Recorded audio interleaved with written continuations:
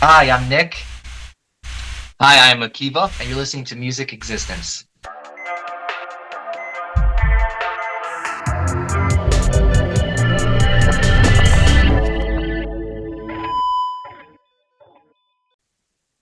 Welcome to Thank another you. instance of music existence where, because of music, we exist. Today, I have both Akiva and Nick, or Nehemiah Shavrik. They are from the band Shav Rock. And on August 5th, they're coming out with their debut album, Hope Found Me. We're going to unpack all of that. Welcome, guys. Thank you so much for coming on. Thanks for having me. Thank you. Yes, we're very excited to be here. So, going back, when you guys were really little, was your bond immediately apparent between each other, even beyond the music? Yeah, totally. Absolutely. Pretty close in age. Yeah, we're 1 year apart, and having grown up together, we pretty much did everything together. We even shared friends, and so constant hanging out, constant just collaborating and everything like that. And then eventually morphed into when we started learning to play guitar and everything like that. It was, we both decided to take on guitar. It's good you mentioned that. You both are essentially guitar players. Which albums really resonated with you getting into that? So, we kind of have very similar, pretty much the same influences. We grew up listening to a lot of the Scorpions in Boston, a lot of bands and Kansas bands that had a lot of guitar harmonies, very melodic hard rock sound. And we just kind of always gravitated towards that. And that's also what made us want to play guitar. Guys like Slash and Zakk Wylde from Ozzy Osbourne. This was the stuff that we just loved and wanted to do. Yeah, absolutely. I think even when people hear our solos, they'll hear the influence, especially from Slash and Zakk from Ozzy. Right. Those two were I would say the biggest influences on our guitar playing and style. Mm-hmm. It's so nuanced, man. It's like creamy, but it's also sludgy. And I was wondering what gear kind of draws you both in. Yeah, it's interesting. So, guitars, where we have a lot of different things that we like. We're mostly Gibson and PRS guys, and that's kind of what we gravitate towards. Definitely Les Paul is both of our love, but pretty much anything with humbuckers. anything with humbuckers in it, that's it. Gear wise, so with our producer Bumblefoot, he really turned us on to Helix from Line 6. Everything we did on the album was through the Helix, and the tones and the sounds are just absolutely insane. And it's great because with Helix, whenever you record live in the studio, you can really replicate that live in your performances and not have to worry about like little things that could change that. So that's been really great. That's so cool. And coincidentally, like you mentioned, like being really attuned to the Scorpions, a very anthemic band. Helix also is a very anthemic band too. The band. It's cool how it all kind of works together. And so, talk about your previous efforts before Shavrock and how those came into play. Obviously, you guys are very involved in Jewish culture, Jewish community, gathering a bunch of Jewish friends. Did it kind of start there and then you sort of gravitated to, let's do something uniquely ourselves? Right. Yeah, absolutely. I would say we grew up, so we definitely, especially in Jewish culture, the music is heavily involved. And not only that, there's something called like a farbrengen, which is a Yiddish word for like Jewish gathering and stuff like that. And over there, we definitely would get together once a week or once every 2 weeks, and we would just have tons of musicians play from all different levels. And it was a great opportunity to collaborate and different things like that. But it also gave us opportunities where Nick was writing songs. So a lot of times he would debut them there. And a lot of times we would play these songs, and I would just come up with guitar pieces, and that's eventually actually how a lot of my guitar pieces that eventually made it onto the album were created, was from those like weekly gatherings.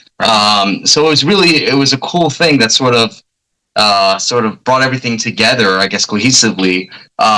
At the same time, I would play a lot of Jewish weddings and stuff like that as well. So, and it's interesting because at the same time, I'll get up there and then people be like blown away, and they're seeing this guy just shredding away at a wedding. They're like, what's going on here? So it's been a fun journey like that. But then eventually we realized that Nick's sitting on all these amazing songs, and we got to do something bigger with them. Right. So we didn't get the first Shavrock thing that's happened is basically the process to have released this album. So that was this is our first actual trying to do Shavrock. We were doing our own little thing, as you just mentioned earlier, where, I'd write a bunch of songs and then I'd play them for people, and people would be like, oh, I really like that one. Right. And the more we were doing that, and then the more people were recognizing the song, so they wanted to hear that one again or that one again, kind of got us really thinking like we're sitting on too much stuff that needs to be shared with people. And a lot of the songs that I write are songs that are inspirational to people going through different things in their life, a lot of positivity, a lot of songs about hope. Obviously and that's why we named the album Hope Found Me, although each song is very, very different in terms of lyrically what I'm talking about and the messages as well. So with that being said, this is our first real dive into, the mainstream music thing.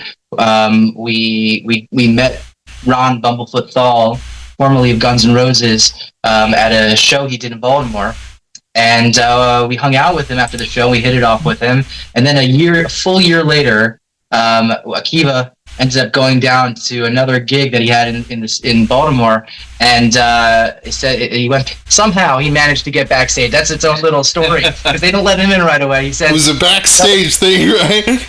Yeah, it was literally. Oh man, yeah. I was persistent. And I told him, I said, Ron knew me. We didn't, like Nick was saying, I met him the year before at a show and we hit it off, but I didn't really know him that well except through social media. We followed each other on Instagram. So, I would tag him once in a while and stuff like that. And eventually, but anyways, when I was the bearded shredder, right. As Akiva. Right. The bearded shredder, the beard of knowledge, too. Yeah. So I told the security guy, I'm like, listen, I ended up shouting out to one of the guys who opened the door. And I'm like, tell Ron, the bearded shredder's here to see him. And then a couple minutes later, Ron opens the door and he brings me backstage. And then I just started talking with him. I'm like, listen. It's cool that he immediately took to you and he wasn't like, what? What? Oh, beard of what? Yeah. Ron is such a special person. I can't even begin to tell you. Not only is he obviously, in my opinion, probably the best guitar player in the world, but definitely one of them. Does he see kind of something special in people when he connects with them? Like he's not one of those dismissive, shut the door on you kind of guys, right? He's, I have a little story that actually people don't know about, just to kind of put in perspective who he is as a person.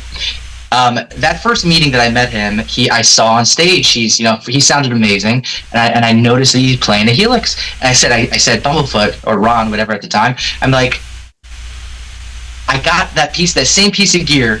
It's too intimidating for me. It's sitting under my bed. I can't get myself to work with it. There's just too many things. It's not like an amplifier where it's like, okay, you just change your settings and it's a tube amp. You get the sound. It's very nuanced, right?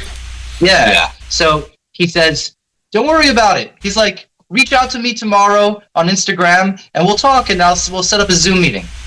What happened next is he literally took his time to do, I think it was almost 2.5, 3 hour meeting that we did on Zoom for him giving me a tutorial on how to, operate Helix. Yeah, that's probably unheard of, Unheard of. Yeah, he is a gem in the music world. He's a gem human being. Yeah, he really is. And we ended up so basically, I ended up meeting him, and he said, backstage, he said, let's set up a meeting. Yeah. So next week we set up a meeting, and then again, he does a 2.5, 3 hour overview of the whole music business, everything. It was unbelievable. Look, not only does he know everything with guitar related, but he knows everything with regards to. He's been in the music business, in the industry, and yeah, deals and all that stuff. And what was really interesting is we didn't have music recorded. We had nothing that was, that was even like a rough track that was at least done even in the house. We didn't have any music recorded. We had, little clips here and there doing a live performance, as he said, these get-togethers that we did. It's really bare bones. Like even the quality is like, it's worse for wear, like potato toothbrush quality. But your harmonies, your tightness, your synchronicity, if you will, it's top notch, even for the shoddy kind of equipment, Thank you. No, it really means a lot. And Hope Found Me, by the way, was not. I'm trying to remember if. I think all the songs were written. All the songs, I believe, were written before we met him. All of them were already done. With that being said, we had showed him, I think, 4 songs, maybe 4 or 5 songs for him to choose from, and for whatever reason, the song he kept on coming back to was a song called "The Boy I Used to Be," which is our first single that we ever released. And it's kind of interesting how that song turned out, because if you listen, well, you haven't heard it yet, but the totality of the album, it's 12 really incredible tracks, and they're all so different, the songs. But you'll see how much more we ended up probably doing in every song after that. It was like a taste of getting started, but he said, no, this is how it should be, and then we're going to move on to the next thing. We didn't anticipate doing more than just that single with him. Well, you might have heard, actually. If did you hear The Boy I Used to Be? Yeah, I heard The Boy I Used to Be. I have a lot to say on that, actually. But, to preface that, I really like how you did your name up. You have Chevrick, your last name, and then you covered the I with an O, like Chevrock. I thought that was really cool. And you kind of have like the slow burn approach going with your singles. You give them a little taste, and it's not to like hammer them in the face with. It's like a slow build here and there. It's very subtle. I like that approach. Yeah, thank you. We have to thank Ron for anything that's really happened till now.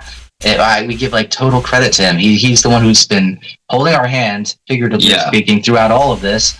And he basically knows how to take a song or a good song and just make it great. Yeah, elevate it, and that's why he's such an amazing producer. I can't even tell you. We have countless stories of going into the studio, and Nick and I, we think good for reals. Yeah, right, exactly. And we're ready to record and everything like that. And then he says, "Well, how about doing this or how about doing that?" Yeah. And the cool thing is, he wasn't changing the song, or so he respected what Nick did, but at the same time, he just elevated it, and it was a remarkable process to see that. Actually, looking back at the entire record. Which is kind of surprising to me. He didn't change an actual chord in the entire song. Right. The only thing he really changed was he helped us understand in terms of production. But from where we began, where we ended up by the time we got there, because we always played to not to a click. It was more to a tempo map. So. Because we push the tempo. The tempo doesn't stay the same throughout the song. By the time we get to the chorus, it's going to go up a couple BPM. No, it's human. If you were a robot, then it's all like quantization. No one needs that. Another thing he taught us. He taught us that, right? He's like, you don't want to be going to the click nonstop because it doesn't sound human. So by the time we started, we were like, okay, we're going to do this 2 times, this 2 times, and this 2 times. By the time we started from there, and then he's like, guys, I think we should maybe just do the chorus once here, and then do the chorus twice later, and do this part here and there. But in future sessions, when we went up to be prepared to kind of create a tempo map for him, we already thought with his brain of how he would want us to arrange the song. Right. So we would present it to him. He's like, all right, guys, there's nothing I want to change here. So he basically it taught us how to put together a song the proper way, how not to wait too long to get to the chorus, sort of what the listener is going to want to hear. That's what he taught us, and so that was very, very cool. Mm-hmm. It's been really, really special to work with him. Mm-hmm. It's cool that you immediately took to what he was saying, because sometimes it's like trial and error. No, I said that, not that. No, that, kind of, not that. But it's cool that you guys, you gelled incredibly well because you heard about horror stories with producers, right? Absolutely. Plenty.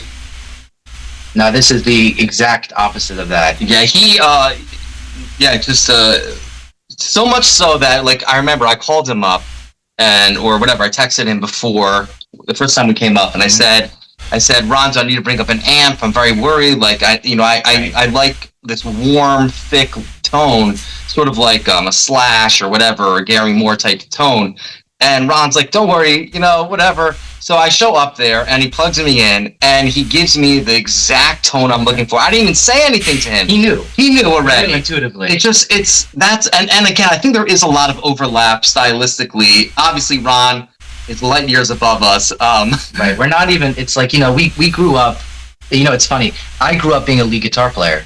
He was always the rhythm guy. And then when he went away, to do school for a year abroad, and he comes back, and all of a sudden he's shredding. It's like, whoa, what just happened? So it's like, used to be that, we'd be jamming, and I'm just taking all the solos, and I'm the one kind of laying it down. And now it's like, oh, we got to look at each other and actually trade off licks and stuff. So, but we did our thing. But you realize how far out of our world he is. I've never in my life seen anybody like him, and he's just remarkable. Remarkable. But he's also at the same time. He's not just a shredder. That's one thing that's like actually really important to us. We love guys that have the technical ability to play, but there's a certain warmth and melody that's lacked in the majority of shredders that are out there. Yeah. He is the most melodic guy I've ever come across. Right. He's telling us, guys, stop shredding. Stop shredding. Slow down. You're going to lose people. People want to be able to have a melody or a solo that they can sing. And what you're going to end up hearing on this album is exactly that. I did some solos on the album. Right. It's kind of almost 50-50. It's almost 50-50 actually, which wasn't intentional at all. I kind of was like going into this project like, okay, I kind of had this vision in mind when I wrote these songs, but he's going to do it because he's going to be doing it live and all that stuff. And then in the studio, he was just like, why don't you take this one and then why don't you take that one? And then we kind of divided it up that way. And then Ron has two ridiculous solos on this record that people probably wouldn't know it was him because he plays in a way that is kind of reflective of Shabrock, if that makes any sense. So everything is still in the flavor of us. And that's what he was able to do. It's not the crazy thimble tapping with all the fingers thing. It's not that at all, actually. It's purely melodic playing in the realm of what the song needed. Absolutely. And it's been just incredible. Yeah. The tone is one thing. The expression is the other. And you guys had to learn that because you see all the time shredders and then it's all like they're jerking off on the guitar and that's it. Phone in, done. Yeah. But you guys had to step by step. Yeah, absolutely. That's what we already had our way that we played, which is generally melodic, very melodic. Yeah. He was able to really give us a little bit more discipline, and it's really kind of formed where we are now. Like I look back at the record, and I feel like I'm able to say this because it's not me. It's really, I look at it's Akiva and Ron and a lot of the stuff besides the solos that I did. But overall as an album, I don't think there's been an album of memory that was melodic songs with a rock edge that have the most fantastic melodic guitar solos in every single song. Every single song has a lead line that is singable and memorable. And like Hope Found Me, I said to Kia, I'm like, I think that's one of his most melodic solos. Yeah. It's one of the most melodic solos I've ever heard. I happen to like a couple other ones as well on the record, but Hope Found Me, which you've heard, has such a singable, beautiful guitar solo at the end, and it's something that's not expected. So we do that whole Simon and Garfunkel-y type of thing, and it's not that we're trying to mimic them. This is our own thing. We both have like softer type of melodic singing voices versus because they're two Jewish guys. They have the harmonies, but you guys are something different. You have the heavier kind of slash edge, like you said. Yeah. Yes, exactly. Where we start off soft a lot of times, and not only that, like we even would bring in a 12-string because we love that sound as well. I think I played a 12 string on Hope as well. Hope Found Me for sure is a 12. I think there was a 12 on probably 80% of the record. There's probably a 12 string on there. Hope Got Me, you can hear the 12 string for sure if you're listening to it closely, especially because it's so acoustic in the beginning. We just love that iconic sound, like, like When the Children Cry by White Line or something like that. Rock stuff. They always had that 12 string, which had that amazing sound. So we were like, okay, we have to put that on the album. But at the same time, when we would get to the chorus, we'd have this heavy, distorted guitar sound, like a mash, right, like a full, like almost like 6 Marshall stacks. You know what I mean? And Ron, I think it was through Angle Amps, actually. Yeah, he was an Angle guy. I don't even know, like, if they know that he's using the Angle, what's it called? The Angle cab simulator that's in there, because he still sounds like him. But he's like, I don't have the luck. If you ever it's amazing the technology now. You're able to, oh my God. That's the difference. Like, I don't think a regular person can understand. His signal chain. Do you think it's like an emulation or like a duplication at that point? Yeah, I mean, he like Nick is saying, he has this crazy signal chain where it's going to this cabinet. He's got multiple amps and cabinets and at the same time. It's like this weird. I can't understand the signal chain. I'm just like, yeah, I'll just use that. Just send that to me so I can use that, because I can't create. Right. That. So it's the perfect distortion when it comes to the choruses, where you have that. So imagine like the Creed sound or Daughtry, where it starts off, like With Arms Wide Open, starts off soft, and then it gets real heavy. That's sort of what it is, Yeah, which we can't. 3 doors down, exact. You can't put an exact label on, because if that's been the challenge, it's like, what do we sound like? Right. Ron's like, you guys sound like you guys. And I think we sound pretty unique for what we are. We love hard rock music. I actually, ironically, it's not on this record. I just wrote, a pretty heavy song for us. It's something that's like drop D, really heavy, chunky type of stuff. And maybe in the future album it'll be on there. But we actually are pretty versatile in terms of what we can do and what we like.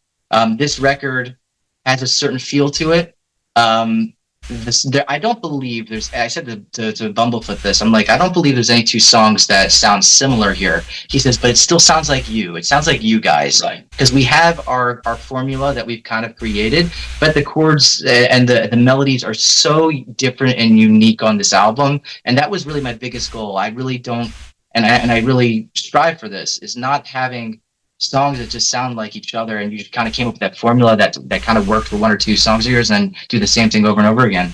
So you'll see there's some really interesting songs on this record, a couple heavier ones that the guitars get really heavy, a little double bass in there, and then there's more of that softer song starting thing, and then it kind of slowly crescendos to that really big ending, which we didn't hope. So yeah, and just another previous question before we get to the album. How'd you guys meet Yofi, and what do you like about his style? So that's a great question. Yofi grew up with us, and he's much younger than us. Oh, wow.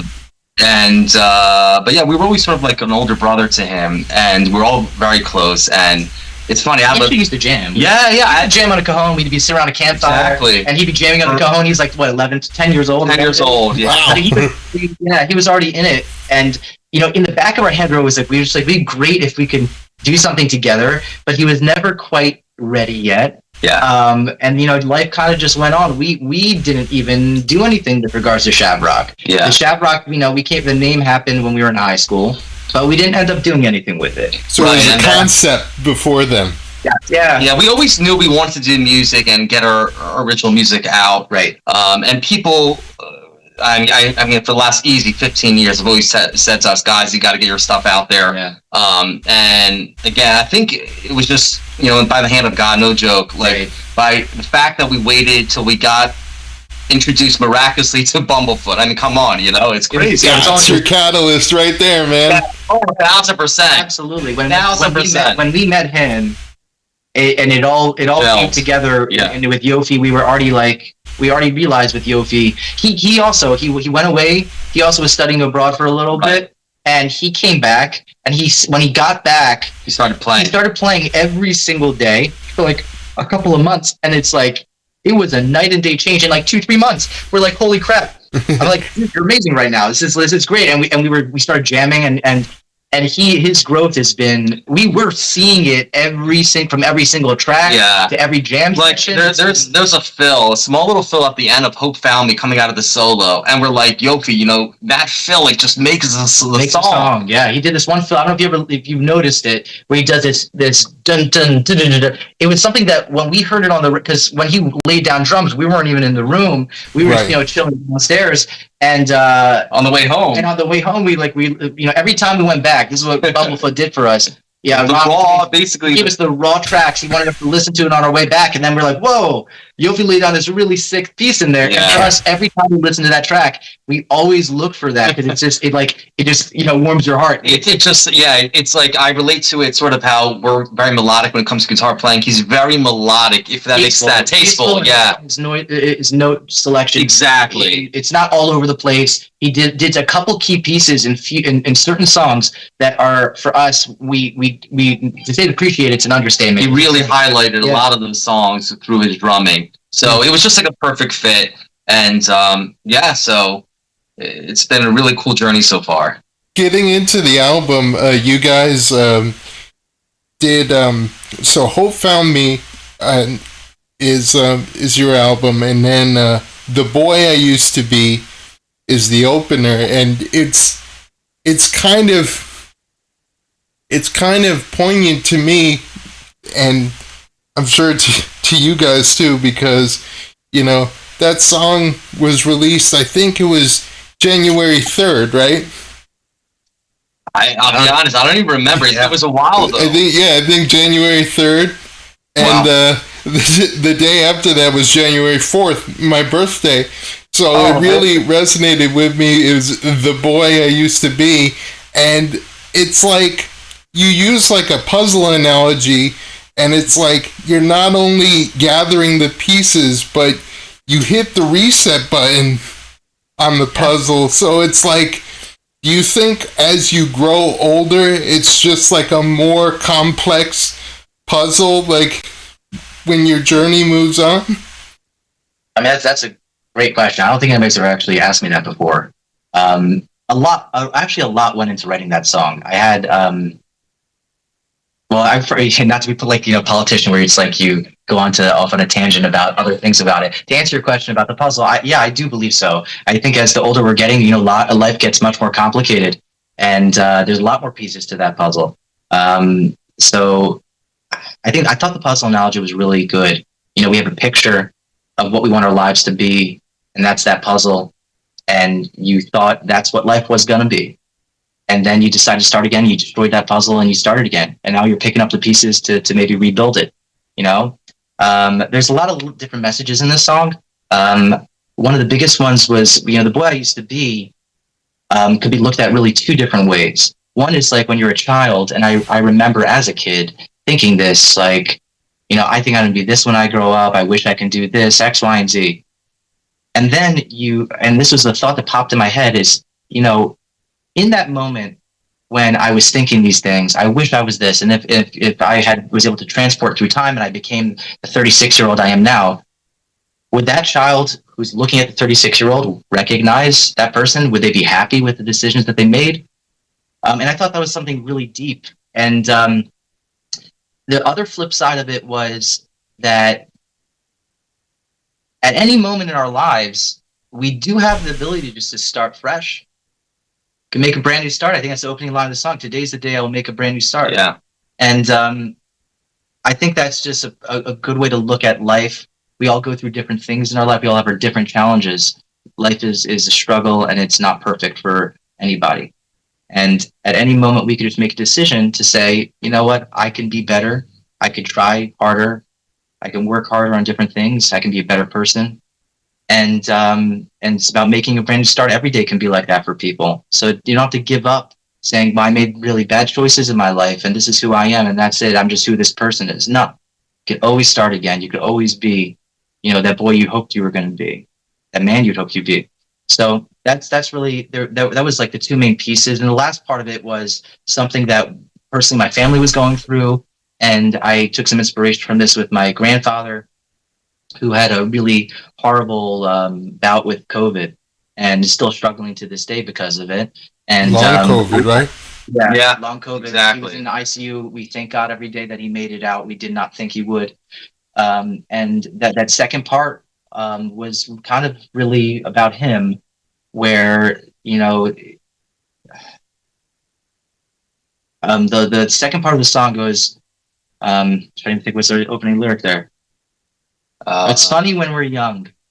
All we want to be is grown up. And then, and this is where, so that's where I was tying it together. But the older that we're getting, we begin to start forgetting and wish we can turn back the clock. And that's when I was thinking about him, because everything that was happening in his life, because of the long COVID, it affected his in dementia, Alzheimer's. And, he couldn't really, remember things and just fragments, fragmented bits and pieces of a lifetime of experiences that have come and gone. Yeah.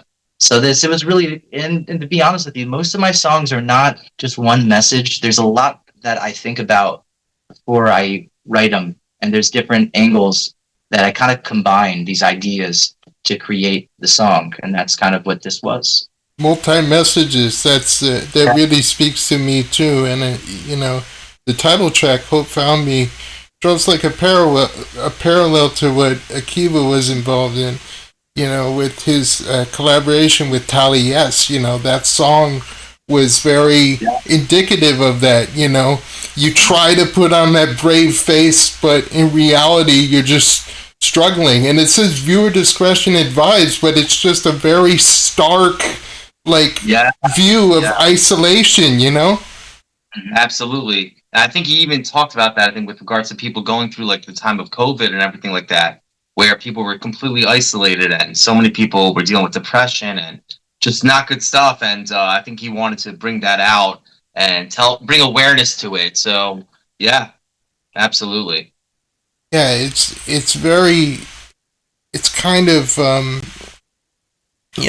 like when I think about Hope Found Me, I think to like the discourse and like how people are quick to judge others. People tell you, oh, it's weak to just kind of wait and hope. Hope is a powerful thing if you know how to use it correctly. A lot of people don't. A lot of people think it's just sitting there and like doing nothing. But you're working your ass off. You're working both your asses off. But hope gives you the confidence to just keep pushing forward. Exactly. No, I agree 1,000%. Spot on. Yeah, absolutely. Yeah, I mean, and it's just like, after a while, you're picked up again, and you push through. So, it's kind of like when you mention Hope Found Me, that's like Bumblefoot having the confidence in you guys, even when you didn't have any material to present, that's your hope. That's so true. So true. For him to take like a chance on us, but not only that, he sort of like took us under his wing, almost like an older brother in a way, or Yeah, totally. or a father figure. I don't know. It's just like it was an amazing thing. We had great times. Yeah. We have really great Bumblefoot stories where just our thing, because like we're food guys. We're definitely foodies, but also because we keep kosher, it's a challenge because where he lives in Princeton, New Jersey, where the studio is. Because like burgers, there's like burgers everywhere.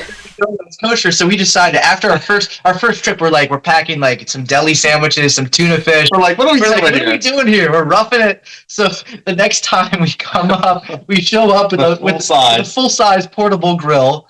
And those are just some funny stories with that grill. But I'm sitting there grilling some ribeye steaks. We're making sure that he's well fed. That was like part of our thing. So every night we would be making some gourmet meals, and then we would be able to sit after we worked really, really hard in the studio. Shoot the breeze. Shoot the breeze. We talk about stuff. We got to really know each other, and we those are things that I will always cherish, because those are some like the best times that we absolutely like it wasn't just like a working relationship. It became more of like a family or a very close friend. Food brings everyone together, man.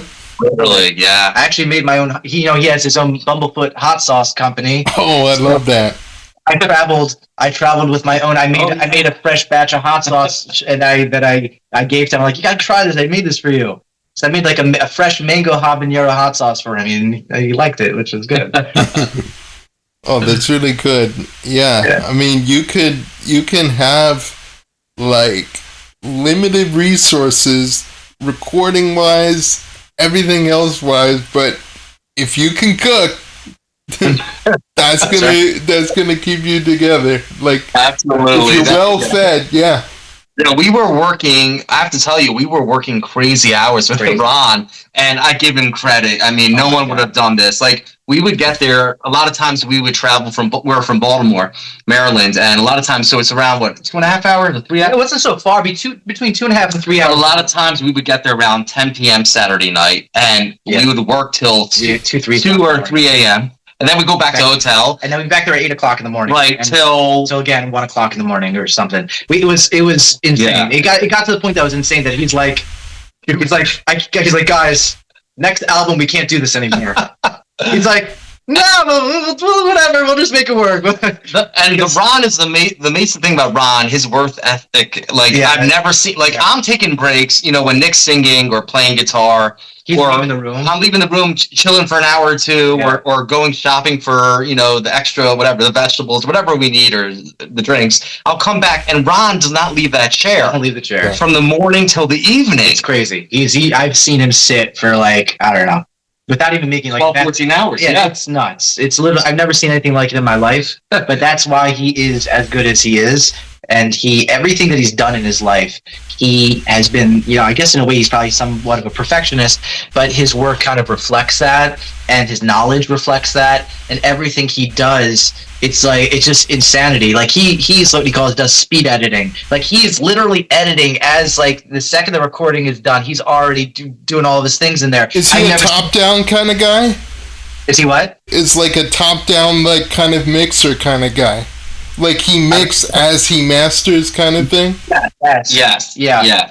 At a certain point, we realized that, like, when we sort of were on a tighter schedule, then he would do less, and then he would do more later. It sort of varied each time. In the beginning, it was much more. He did a ridiculous amount of mixing in the studio as soon as parts were kind of done.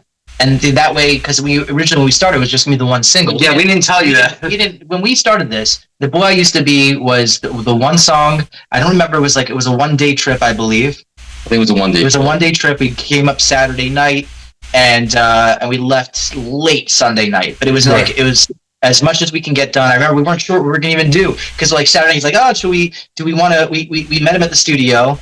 Yeah.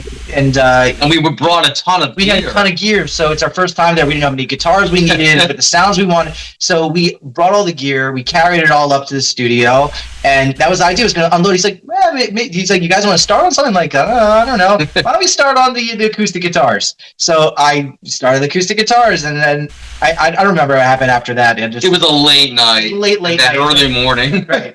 So we kind of were going to get a head start on the next day, and that's kind of became our formula. Our formula every time was, when the night we got there, we got in the studio, we spent hours and hours getting as much done to get a head start on the next day. Because like I would start every song, you play to the tempo map, and I'd play an acoustic. Every song has at least one acoustic that's being laid down. Some of it was two, because an acoustic 6-string Taylor and a 12-string Taylor.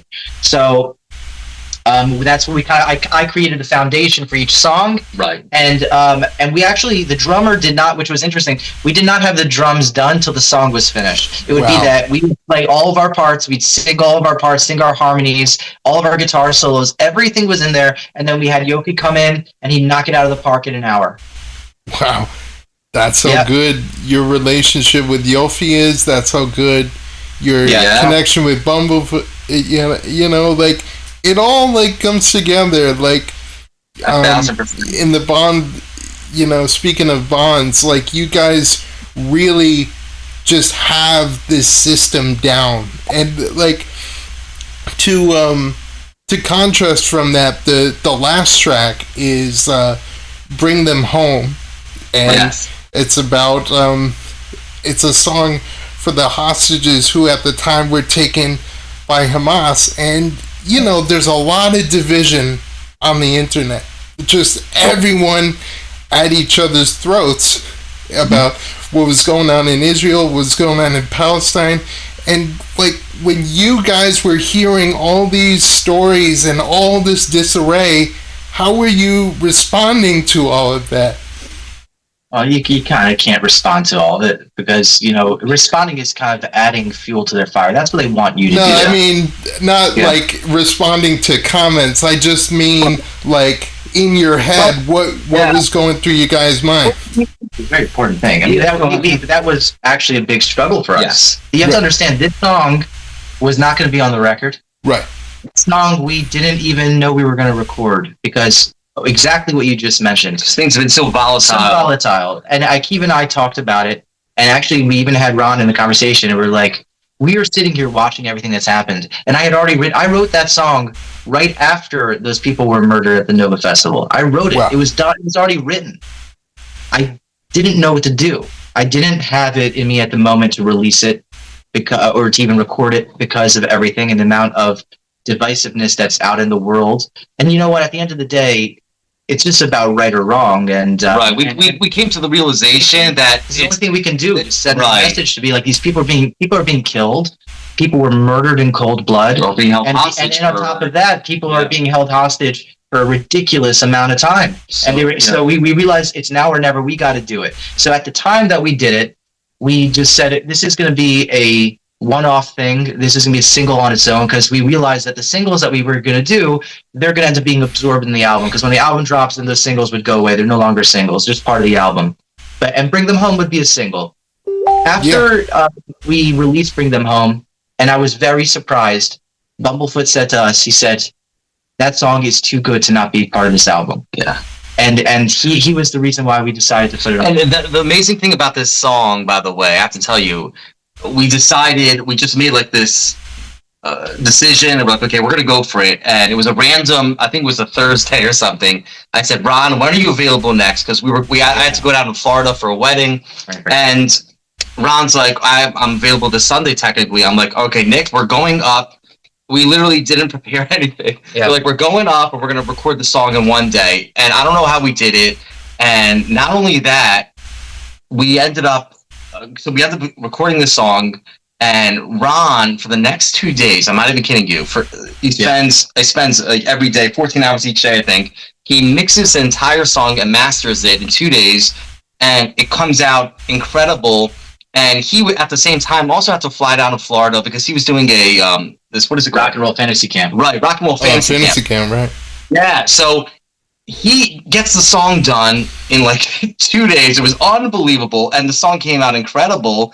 And not only that, so he showed his whole camp at the whole fantasy camp, and it's for adults and everything. And they were all blown away, and we were blown away by it. And the irony is that last second we picked up this massive gig. It was a banquet for 800 people. Yeah, this was crazy because this whole part was like a whirlwind. That Akiva had a friend of ours that his wedding was the same time in Miami that Ron was in Fort Lauderdale for the fantasy camp. So we figured, okay, we're gonna go to the wedding, and then we're gonna go from the wedding to the fantasy camp. Hang out there. So we literally were at this wedding dressed in suits and stuff, and we ended up going to the fantasy camp dressed up in double-breasted suits, looking spiffy, but it wasn't in rock and roll attire. So we show up from the wedding to the fantasy camp, and the head of the fantasy camp, David Fishoff, who's a big supporter of Israel and really liked our music through Ron.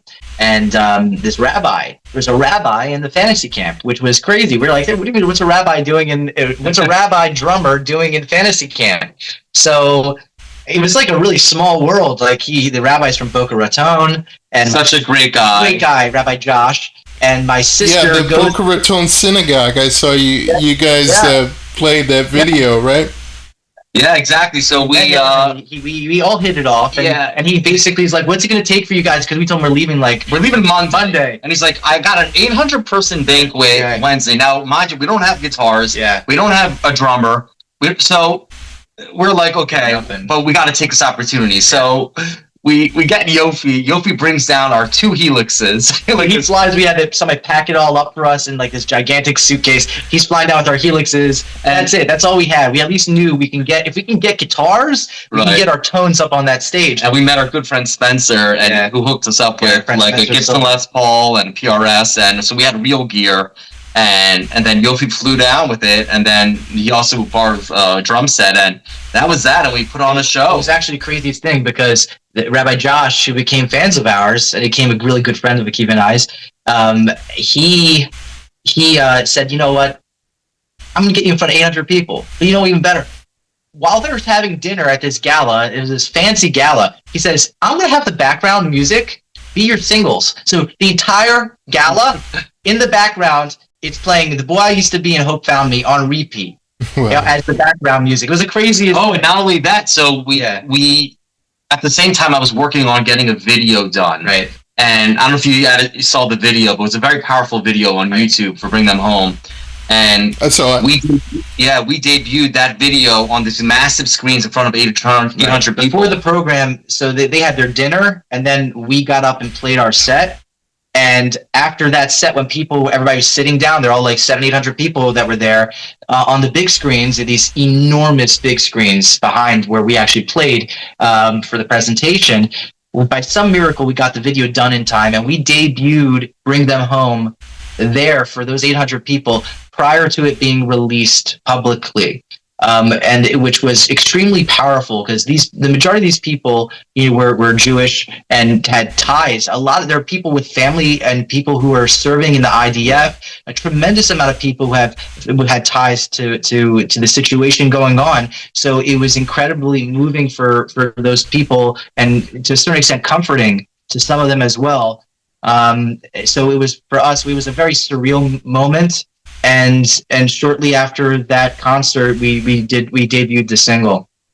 Mm-hmm. Wow, it's very powerful, and just in the broader context, just to show how like murky this whole situation has gotten. I mean, I remember I interviewed this guy Alex Poe, who's Ukrainian.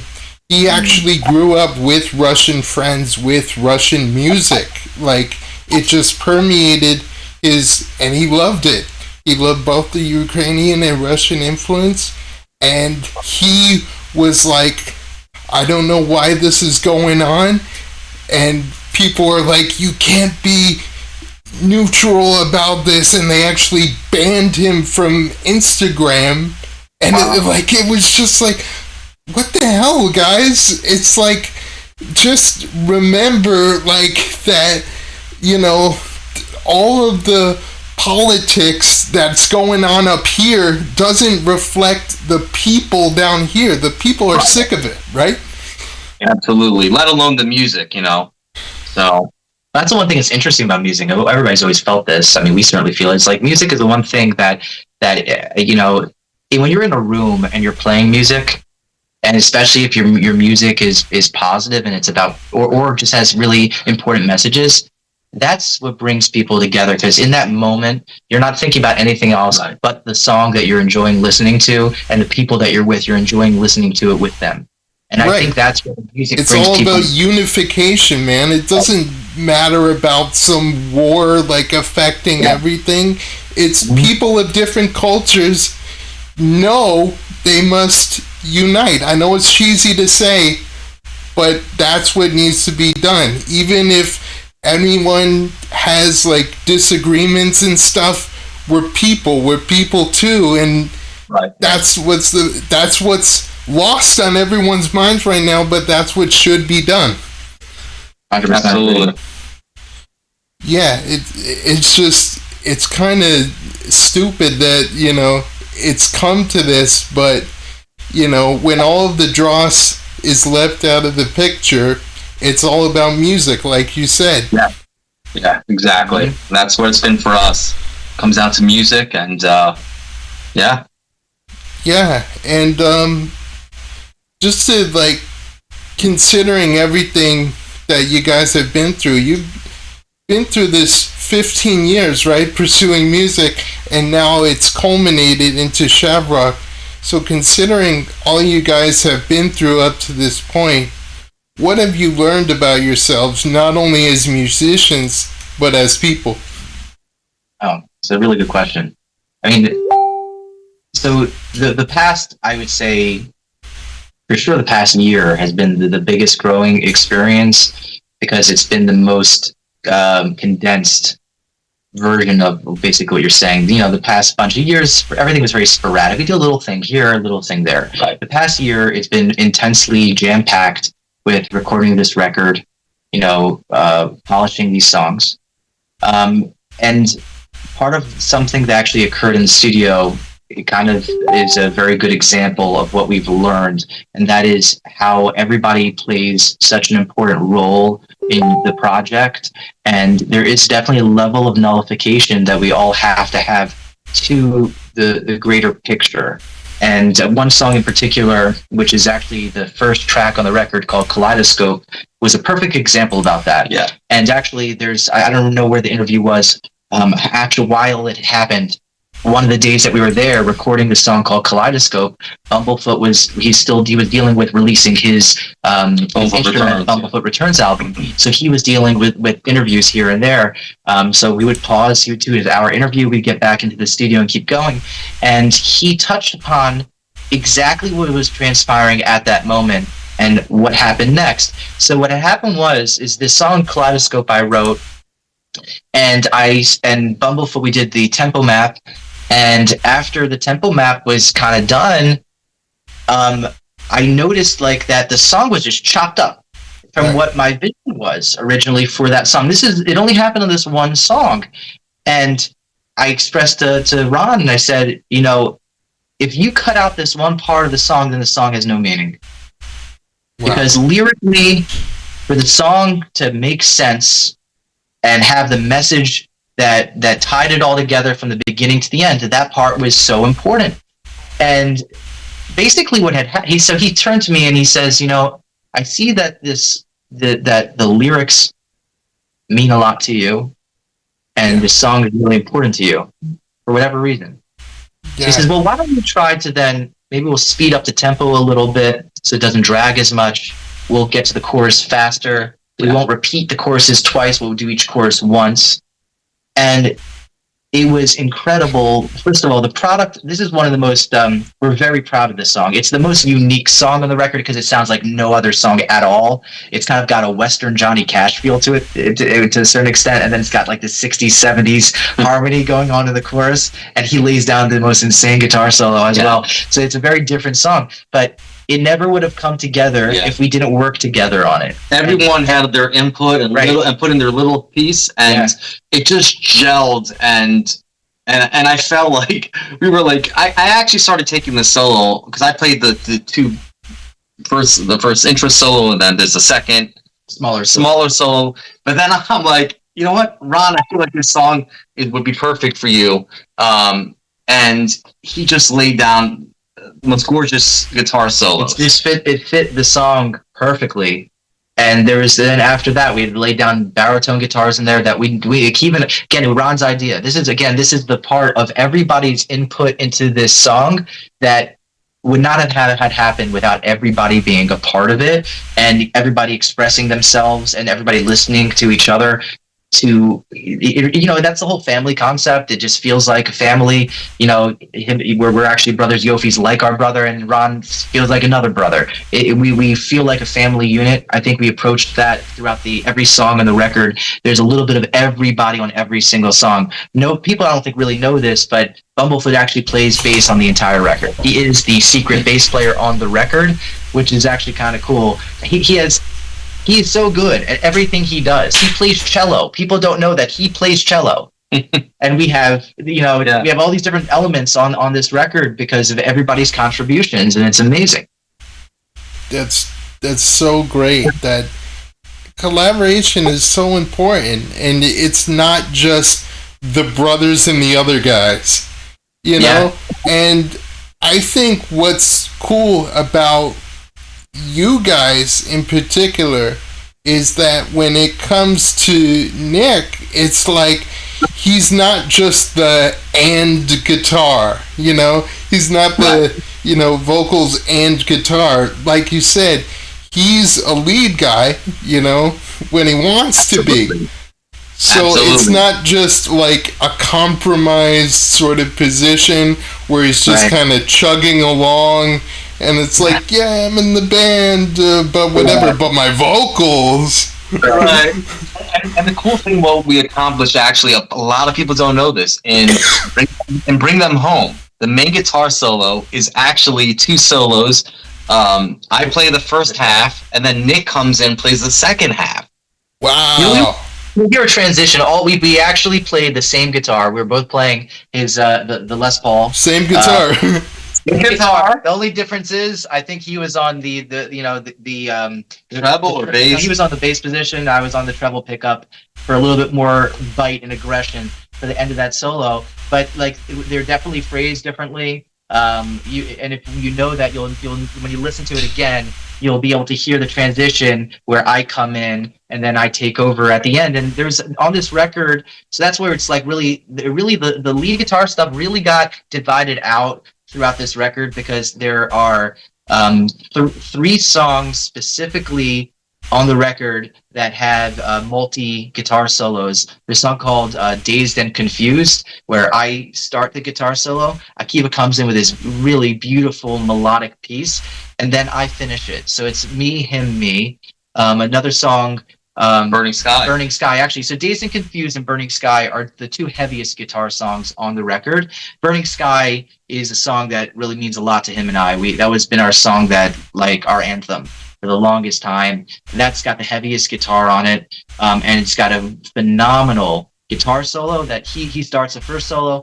I finish with the second solo, and then it comes into the anthemic harmony that brings it to this like explosion. Right. There's just so much going on, and I really think maybe in the future, with future records, maybe we're going to do more of the double solos, because it really just has kind of become our thing. Especially because the last songs that we did, the order that they're on the record isn't the order that they were recorded in. So some of the last songs that we did, we decided to do the double guitar solos, and we really, really liked it. So it maybe become more of our signature, along with the other elements that are already our sound. Mm-hmm. You guys aim to create an experience, like, right, between the album and the Shavrock name, how it's stylized, and how the album art for Hope Found Me is. It's kind of like, I have synesthesia. A lot of artists, they have it where the senses work together, where they perceive music in the form of colors. I'm a big believer of like deep colors on albums, and you guys captured that really well too. Yeah, I think how that actually happened was we were torn between ideas.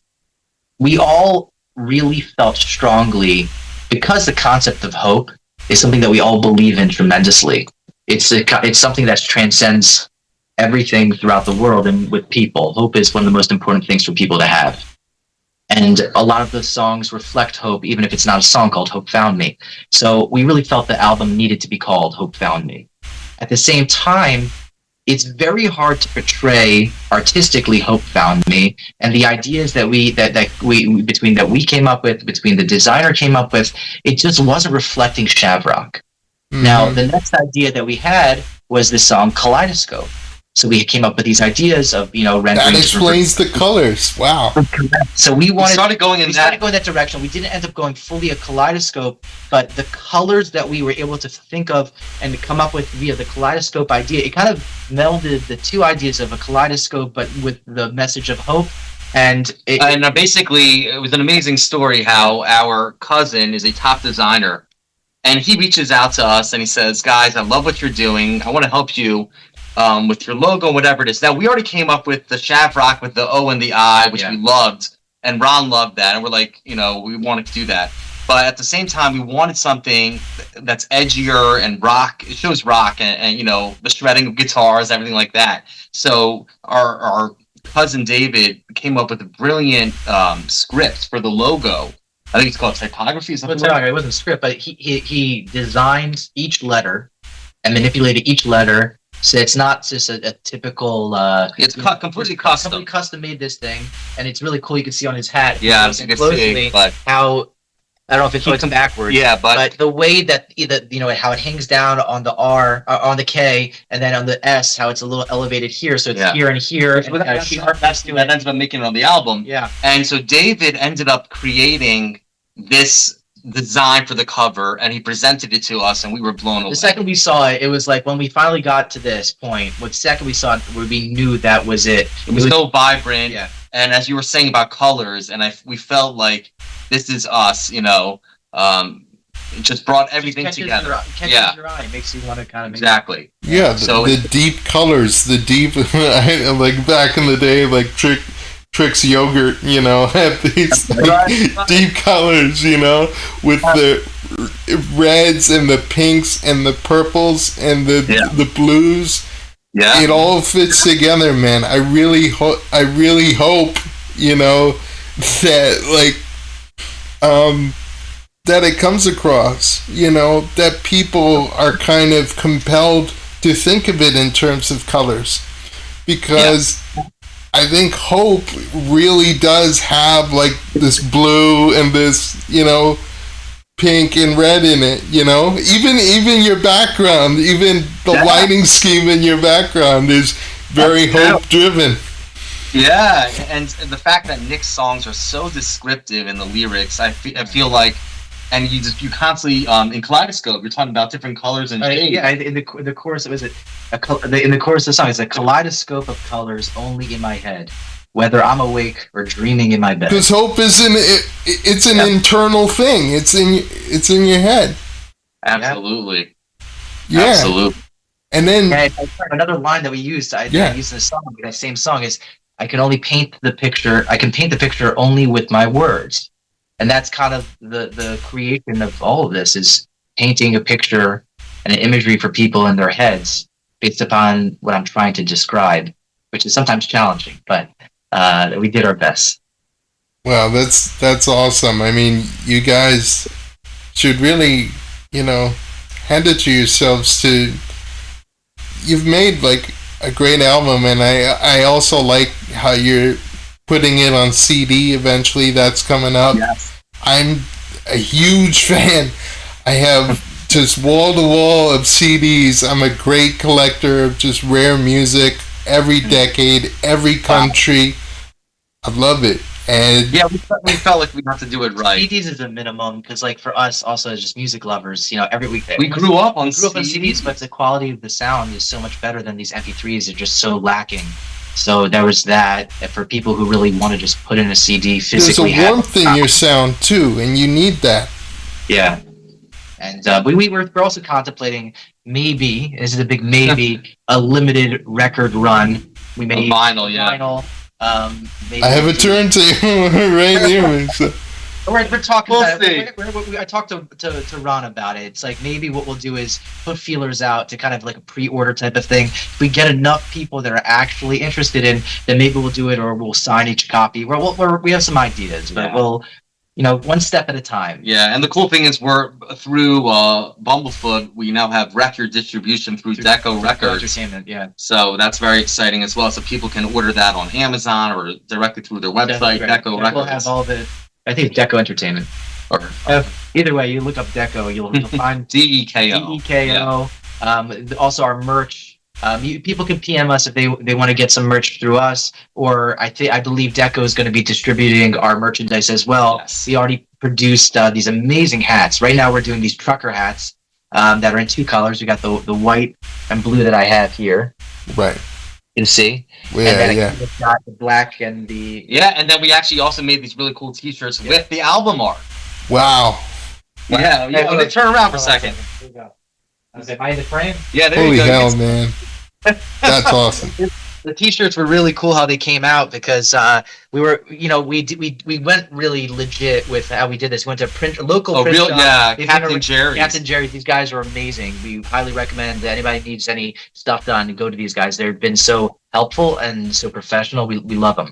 With that being said, It's not those DTF prints. These are legit printed, and it's challenging when you're dealing with really vibrant colors. And he did us a favor, ran it through twice, did some little tweaking, and it came out incredible. It came out amazing. Yeah. So yeah. You're lucky because like after a couple washes, like the logo or the color won't stick, and then it's like, ah, shit. It's like this stuff is like, he told me, he's like, the Kiva, he's like, the logo and design is gonna outlast the shirt. Yeah. Oh man, that's awesome. And lastly, anything you'd like to say to your fans? I would just say we want to just thank everyone so much. Everyone's been so supportive, and I can't even tell you. We met so many different random people, and we haven't really even started like touring yet.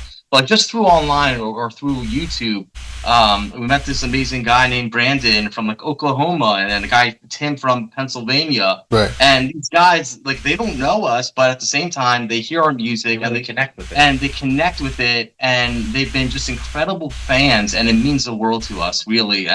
So we can't thank them enough, and I can't wait for other people to hear the album. Yeah. I feel exactly the same way. It's been really cool to be able to connect with people of different walks of life that you may not think you would be fans of the music. And it's been really, really interesting to see how many different generations the music actually transcends to. We have some older folks who love the music, the people that really like the harmonies of the vocals, and it's like the hard rock guitars don't turn them away for whatever reason. They're still enjoying it because the foundation is what they love. And then we have children. It's the craziest thing. You won't believe how many people telling me that their kid's favorite song is The Boy I Used to Be. I had a person say to call me, and they said every single day that they go and do carpool, their child's like, you have to put Boy I Used to Be, you got to put it on. Every single time they do carpool. And my buddy Kyle's, he has a 3-year-old daughter. And her favorite song is Bring Them Home. Right. So it's like, and it's interesting because it's like, that's the only song, by the way, on the record that has Hebrew words to it. It's straight out of Psalms, where Psalm 20, where it talks about reaching out to God in a time of crisis, and that's when I saw that psalm.